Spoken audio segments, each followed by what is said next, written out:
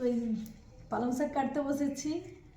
তো পালং শাকগুলো প্রত্যেকটা মানে শাক খুব সুন্দর, কি সুন্দর গোছ দেখুন, কত সুন্দর ছাগড়া ছাগড়া গাছ না, এত সুন্দর পালং শাকগুলো, খুব সুন্দর। ভাই 3 বান্ডেল পালং শাক নিয়ে আসছে, আজকে গিরি পালং রান্না করবো।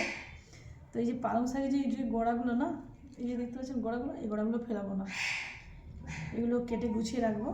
এই যে নতুন যে এই যে ফুলকপি উঠছে, সিজনের ফুলকপি, এখন 12 মাস ফুলকপি, বাঁধাকপি 12 মাসেই পাওয়া যায়, কিন্তু সিজনের কপির একটা আলাদাই স্বাদ, তাই না? তো এই কপির ডাঁটা দিয়ে, কচু দিয়ে, মূলো দিয়ে, আর এই যে পালং শাকের এই যে গোড়াগুলো, এটা দিয়ে একটা দারুণ তরকারি হয়, সুন্দর লাগে খেতে। একটু ছোলা টোলা দিয়ে দিতে হবে, আর দেখতে হবে না, একদম জমে যাবে, জমে একেবারে ক্ষীর, ভীষণ ভালো লাগবে। তো ফুলকপির ডাঁটা তরকারি কে কে খেতে ভালোবাসো তোমরা কিন্তু অবশ্যই বলো। আমি কিন্তু ভীষণ ভালো লাগে, আমার তো ভীষণ ভালো লাগে খেতে। বিশেষ করে রান্না তো করে ফেললাম, করে বেশ গরম গরম তরকারি হবে স্নান করার আগে। স্নান করার আগে আগে ঘাটে বসে খেতাম, আর এখন আমাদের ঘাটটা ভীষণ নোংরা হয়ে গেছে। আর নোংরা বলতে অনেকেই ব্যবহার করতে আসে, তো এতটাই নোংরা করে ওখানে বসে আর খাওয়া যায় না। তাই ফুলকপির ডাঁটার তরকারি নিয়ে বাগানের দিকে চলে যাই, আর বাগানের দিকে বেশ ভালো লাগে খেতে।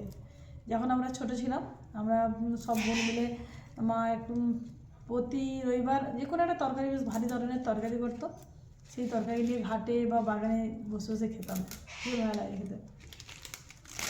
তো আমার মায়ের কাছ থেকে শেখা কীভাবে গুছিয়ে রান্না করতে হয়, সুন্দরভাবে গুছিয়ে রান্না করতে হয়, এটা পুরো সম্পূর্ণ আমার মায়ের কাছ থেকে শেখা, বেশ ভালো লাগে।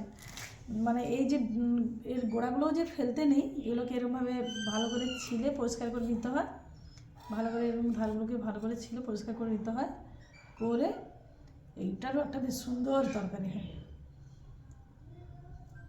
তখন রান্না করতে হবে, তাই না?